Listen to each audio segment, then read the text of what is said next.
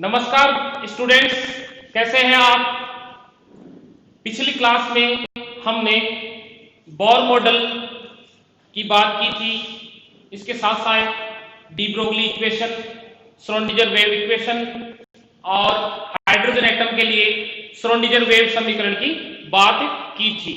आज हम physical chemistry की सेकेंड यूनिट के बारे में चर्चा करेंगे और उसमें हम बात करेंगे एमओटी की, आणविक कक्षा के सिद्धांत। एमओटी सेसेंज बंध की प्रकृति की व्याख्या करती है। एमओटी 1927 से 30 के बीच में Hund, Mulliken, Slater, Lennard, Jones आदि साइंटिस्टों ने मिलकर दी थी। अब बात करें इस सिद्धांत के अनुसार एटॉमिक अलग अलग परमाणुओं के लगभग समान ऊर्जा वाले एटॉमिक ऑर्बिटल्स आपस में अतिव्यापन करके आणविक कक्षकों का निर्माण करते हैं। इसके अनुसार जितने एटॉमिक ऑर्बिटल्स अतिव्यापन में भाग लेते हैं उतने ही आणविक कक्षकों का निर्माण होता है। आणविक कक्षकों की जो शेप होती है वो एटॉमिक ऑर्बिटल्स की शेप पे डिपेंड करती है।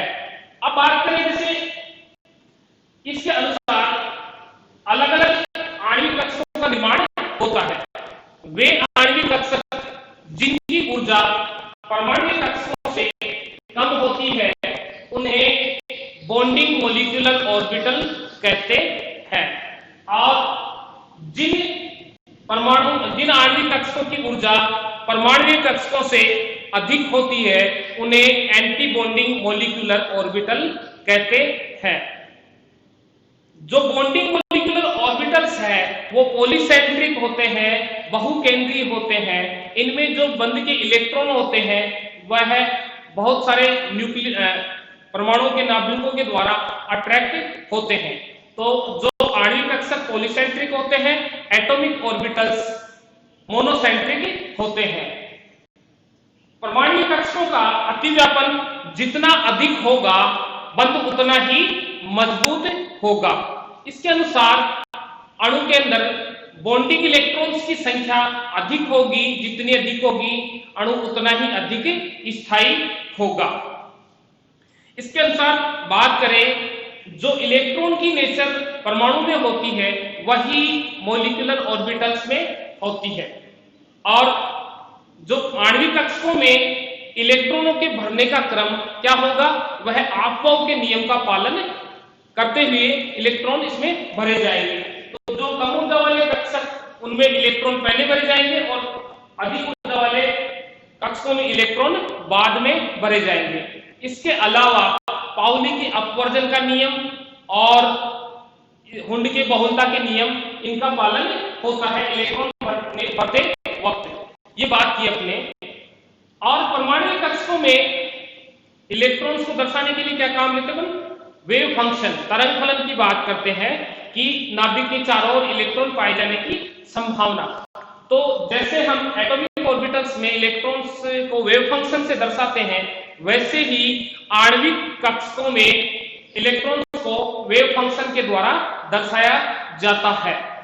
जैसे आप यहां देख सकते हैं ये एक एटॉमिक ऑर्बिटल है और ये दूसरा एटॉमिक ऑर्बिटल है। इस एटॉमिक ऑर्बिटल का वेव फंक्शन साई ए है और इसका साई बी। अब इनके अंदर लीनियर एटॉमिक कॉम्बिनेशन मेथड के द्वारा, रेखीय संयोग विधि द्वारा जब ओवरलैपिंग होती है तो बॉन्डिंग ऑर्बिटल बन रहे हैं, ऊर्जा घट रही है।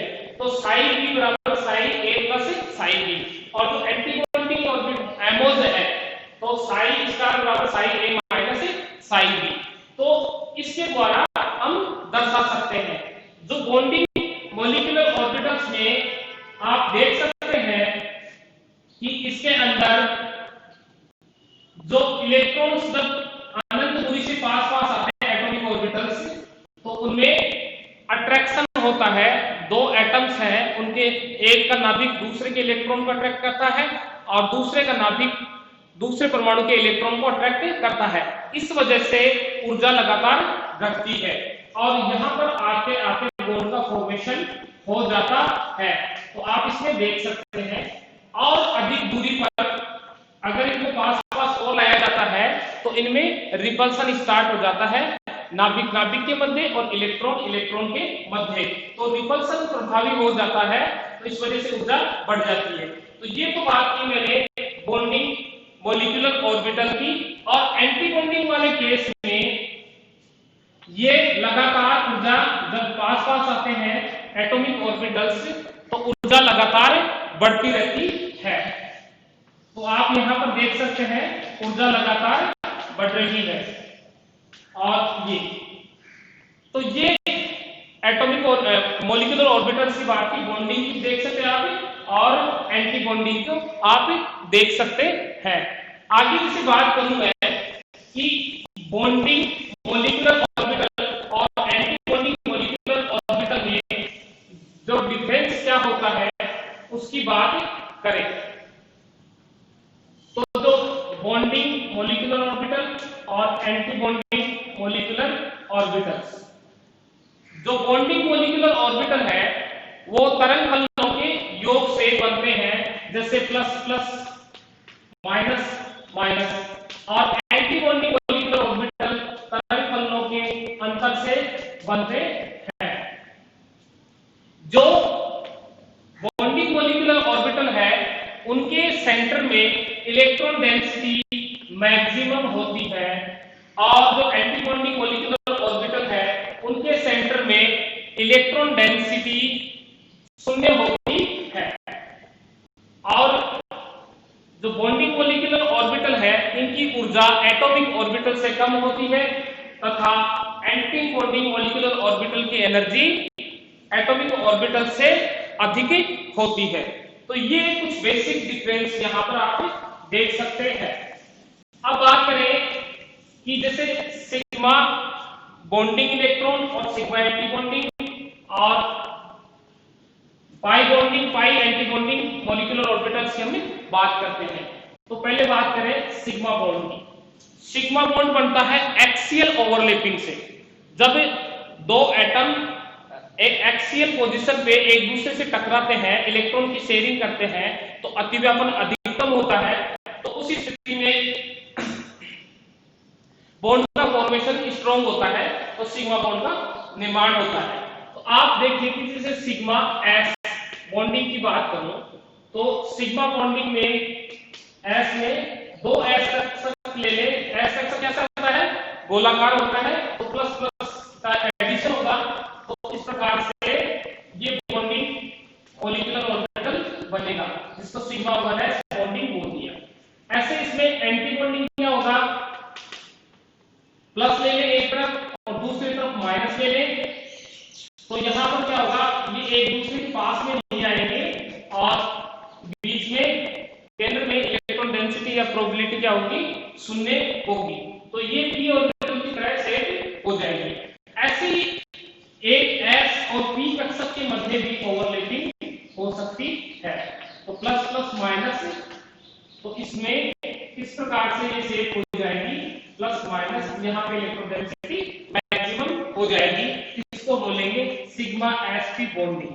और sigma S P anti bonding क्या होगा, जो p कक्षक है ये प्लस ले ले और इसकी लोग यहाँ पर ले लेते हैं माइनस और प्लस।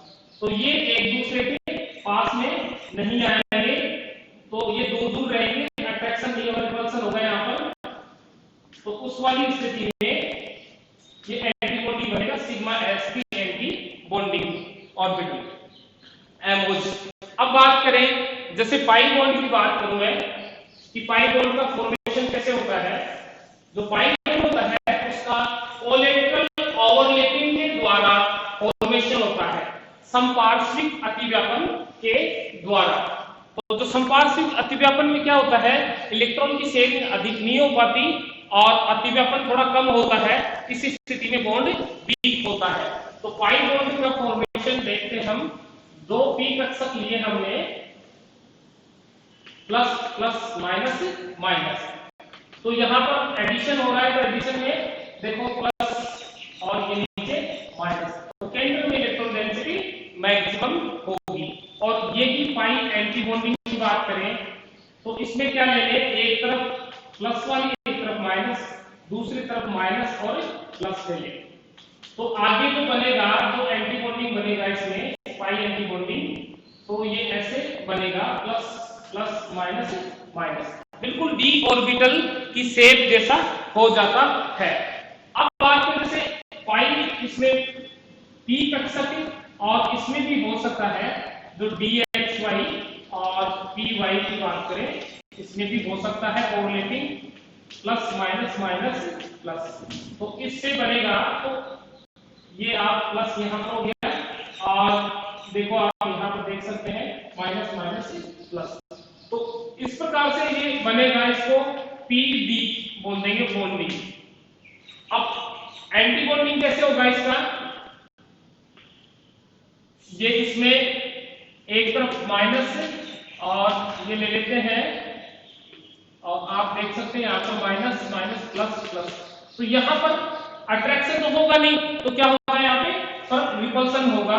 तो आप ये देख सकते हैं, तो यहाँ पर इस प्रकार से इसका निर्माण होता है माइनस प्लस प्लस माइनस। तो ये पाई एंटी बॉन्डिंग का निर्माण हुआ। अब आप देखें इसमें नॉन बॉन्डिंग का कैसे फॉर्मेशन होता है, मॉलिक्यूलर ऑर्बिटल्स और नॉन बॉन्डिंग मॉलिक्यूलर ऑर्बिटल होते क्या है कि वे बॉन्डिंग ऑर्बिटल्स जिनकी ऊर्जा एटॉमिक ऑर्बिटल्स के बराबर होती है उन्हें नॉन बॉन्डिंग मॉलिक्यूलर ऑर्बिटल्स कहते हैं। या अगर अणु की बात करें तो उसमें जैसे लोरेंट्ज वगैरह है तो वो नॉन बॉन्डिंग मॉलिक्यूलर ऑर्बिटल्स इसकी श्रेणी में आते हैं। तो कैसे, जैसे NDMO की बात करें तो ये प्लस ऑर्बिटल है और इस प्रकार से अतिव्यापन हो, तो इसमें अतिव्यापन कंप्लीट नहीं हो पाता, एक तरफ तो ये एडिशन और एक तरफ रिपल्सन हो रहा है, तो इस तरह से बॉन्ड फॉर्मेशन नहीं हो पाता और वो नॉन बॉन्डिंग मॉलिक्यूलर ऑर्बिटल बन जाते हैं। तो आज हमने जो MOT है, अणुकक्षक सिद्धांत है, उसके बेसिक कॉन्सेप्ट्स क्या है उनके बारे में चर्चा की है। धन्यवाद।